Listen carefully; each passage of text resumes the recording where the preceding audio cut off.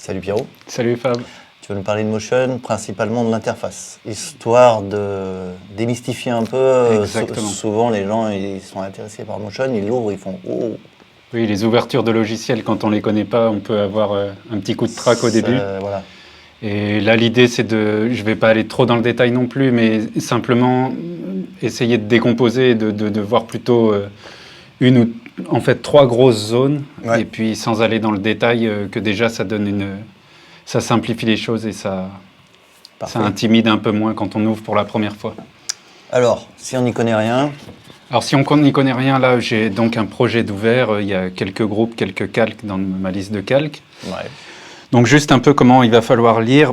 Moi, j'ai l'habitude de regarder ça, d'avoir un peu décomposé mon écran en 3 parties, si tu veux. Il y a la première ici qui va être vraiment le visualiseur. Ouais. Donc là où on a notre écran, un petit peu comme dans Final Cut, là où on a le rendu de ce qu'on est en train de faire. Voilà. Donc c'est cette partie-là qui est associée, tu vois, à cette où on a notre liste de calques. Oui, ce qui change par rapport à Final Cut, c'est qu'on a des calques. Voilà, on a des calques. Un peu comme dans Photoshop ou Affinity Photo, quoi. Exactement, on serait plus du côté des logiciels graphiques comme Affinity Photo. Donc, système de calque avec les calques qui sont... Tu vois, là, par exemple, c'est mon background. Ce que j'appelle le background, c'est cette couleur unique que j'ai mis derrière.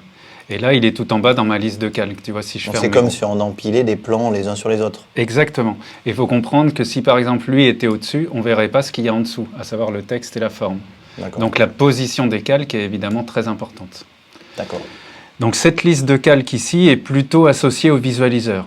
Ouais. Tu vois, et en fait, on a ici en dessous une deuxième grosse partie qui va être la timeline, un petit peu comme dans Final Cut. Ouais, l'espace de montage. L'espace de montage où tu vas retrouver tous tes calques, mais cette fois, c'est plus ici, timeline, on est sur le temps. Donc, on va travailler ici, pouvoir rallonger ou raccourcir des plans. Voilà, faire un montage, quoi, éditer un montage. Genre. Éditer un montage. Et on a une redite, en fait, de nos calques. C'est-à-dire que tout ce qu'il y a ici, c'est la même chose que ce qu'il y a là. D'accord, c'est les mêmes, donc c'est des questions pratiques. Voilà. Ce qui peut prêter à confusion dans un premier temps, c'est que tu vois, par exemple, mon groupe BG est ouvert ici, pourtant il est fermé là. Ouais. Donc ils sont vraiment dissociés. En même temps, ça peut être pratique si tu travailles sur un élément en bas dans la timeline, tu veux pas que ça... Exactement. Quand il y a beaucoup de calques... En fait, même si au début ça peut perturber un peu, c'est quand même utile d'avoir cette redite des calques dans le processus de travail selon sur quoi on est en train de travailler. Donc voilà, donc une première grosse zone avec le visualiseur et sa liste de calques, une deuxième zone ici avec la timeline et la redite de la liste de calques, et puis cette troisième colonne ici, cette grosse partie-là, qui va être décomposée en 2. Tu vois, on a la bibliothèque avec tout le contenu qui est dans Motion. Donc ça, c'est ce qui est fourni de base. Voilà, ce qui est fourni de base. On fera peut-être un petit tuto spécial sur ça, parce qu'il y a beaucoup de choses. C'est un des atouts de ce logiciel, c'est-à-dire qu'en contenu libre de droit, on dispose de, pour te dire, je crois que c'est plus de 5200 éléments graphiques, animés ou pas, qui sont libres de droit et à disposition dans Motion. C'est énorme. Il y a pas sur les logiciels équivalents, on n'a pas du tout cet apport-là. Donc c'est un des avantages. Donc la bibliothèque qui regroupe tout, tu vois, on a les comportements, les filtres, et à chaque fois, il faut lire ça comme ça. C'est-à-dire, si je prends ici, je sélectionne le dossier comportement, j'ai ici une autre colonne où c'est des rangements, en fait. Ouais, d'accord, c'est comme des classeurs. Des classeurs qui permettent, là, par exemple, je vais avoir tous les comportements qui sont dédiés aux caméras. Et ensuite, ça s'affiche en bas. Voilà, et qui s'affiche en bas. Donc, la lecture se fait vraiment de gauche à droite, et après, on va en bas. D'accord. Et un autre avantage aussi quand on se promène là-dedans, c'est que si j'en sélectionne un, par exemple écriture activée, je vais avoir ici une petite vignette qui me montre. Fabuleux. C'est génial, ça permet vraiment, surtout quand on débute et qu'on ne connaît pas. On n'est pas obligé de le glisser dans le montage pour voir ce que ça donne, quoi. Un peu comme Final Cut avec les titrages, quoi. Exactement. Et c'est vraiment quand on débute, c'est très important d'avoir ça. Et tu vois, ça marche pareil. Par exemple, si je vais sur les filtres, je vais prendre distorsion, le anneau de verre, le premier, hop, et puis j'ai une petite vignette qui me montre en fait qu'est-ce que ça va faire. L'effet que ça va faire, d'accord. Alors, petite info, c'est qu'il y a beaucoup d'endroits dans le logiciel où on a, un peu comme dans tous les logiciels, plusieurs chemins de passage pour aller au même endroit.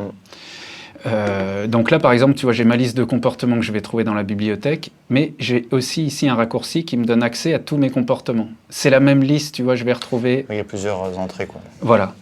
Alors c'est vrai que dans un deuxième temps, quand tu connais et que tu sais ce dont tu as besoin, c'est plus rapide dans le flux de travail de passer par ici.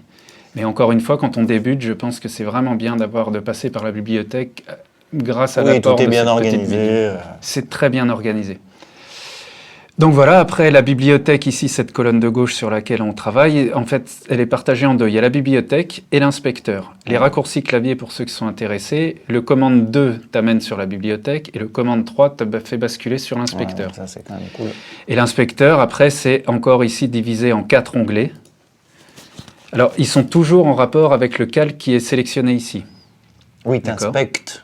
Comme dans Final Cut, finalement, l'élément sélectionné. Voilà, dans l'ordre, c'est vraiment toujours important d'avoir d'abord son attention de porter sur qui est sélectionné dans la liste de calques, et après, je vais retrouver ces infos. Parce qu'on peut vite se disperser, et quand on a beaucoup de calques, on les ouvre, on les ferme, on ne sait plus qu'est-ce qui est sélectionné. D'expérience, je me rends compte que c'est une erreur qu'on fait souvent au début. Voilà, donc de faire toujours attention à qui est sélectionné. Si j'ouvre ici mon groupe texte, là, je suis plus sur le groupe, mais vraiment juste sur mon texte. Et alors, c'est souvent le 4e onglet qui va changer selon la nature du calque sélectionné. Ouais. Par exemple, là, c'est un groupe. Tu vois, mon 4e onglet va s'appeler groupe, avec relativement peu d'infos dessus, surtout juste si c'est un groupe 2D ou 3D. Par contre, si je sélectionne ici un objet texte... Là, j'ai le 4e onglet qui est du coup l'inspecteur de texte. Voilà, qui est associé vraiment à la nature de cet objet-là. Et du coup, tu vas pouvoir avoir des sous-onglets. Ouais, donc c'est quand même... Sacré inspecteur. Sacré inspecteur. En fait, tout se fait quasiment là. D'une manière générale, on peut dire que tu peux travailler de manière intuitive dans le visualiseur et ici, tu peaufines très précisément ce que tu veux, en fait.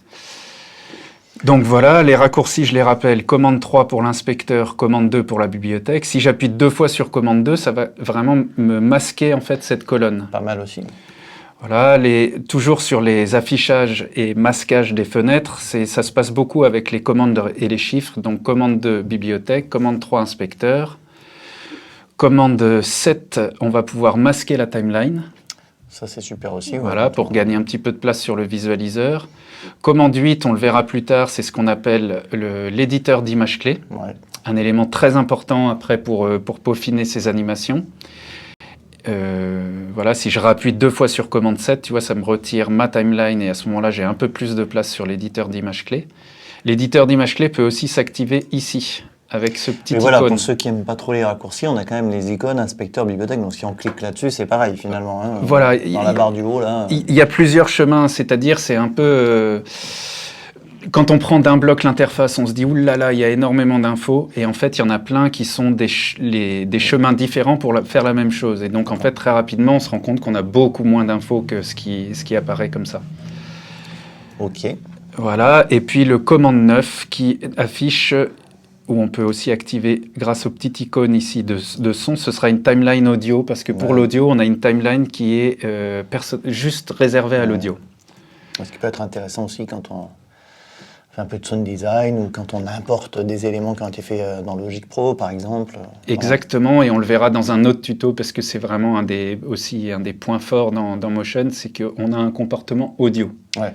Et donc que tu vas importer du son et que ça va être le son qui va déclencher des animations.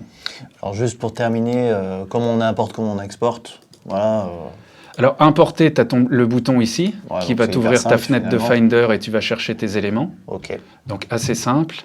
Et puis, l'export, ça va se passer carrément en haut à droite avec le petit bouton partager, comme on a aussi dans Final Cut.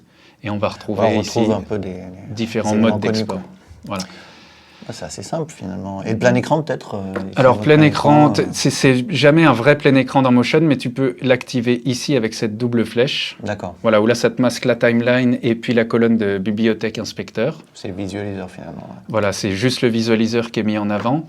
Et puis après, bon, je vais pas aller dans le détail maintenant, mais tu vois, on a encore des petites informations ici qui concernent principalement des éléments d'affichage. Comme on l'a vu, l'éditeur d'images clés, tu peux aussi l'activer ici, la timeline audio ici.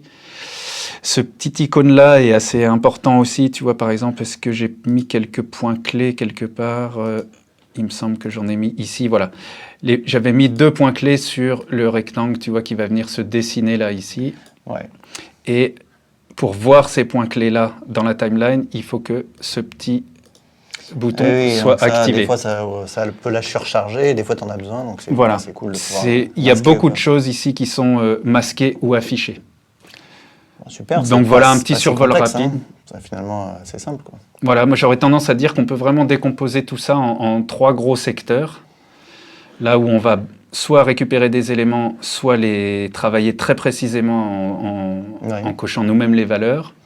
Le visualiseur et la timeline, puisqu'évidemment on est sur un logiciel d'animation graphique, donc à la différence d'un logiciel comme Photoshop où les choses sont fixes, évidemment si elles sont animées, on va avoir le facteur temps. Et oui, là les choses bougent, motion. Voilà, donc la timeline. Eh bien merci Pierrot pour cette présentation, et puis on te retrouve pour d'autres tutos, plein de tutos je pense, il y a tellement de choses à dire sur Motion que... Oui, on va essayer de donner des informations. Voilà, merci à toi et puis à bientôt. Salut à toutes et à tous. Salut tout le monde.